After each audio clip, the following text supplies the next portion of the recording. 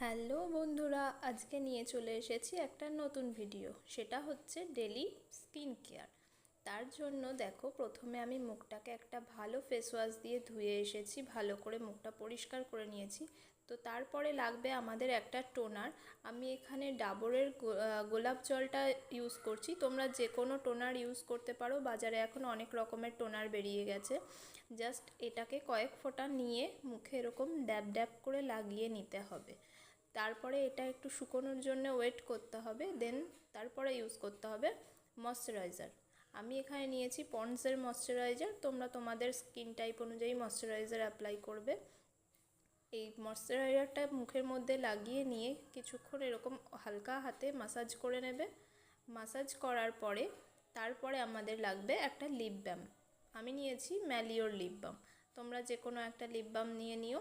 তারপরে লিপে এরকম করে লাগিয়ে নেবে। তো হয়ে গেল আমাদের একটা বেসিক ডেলি স্কিন কেয়ার।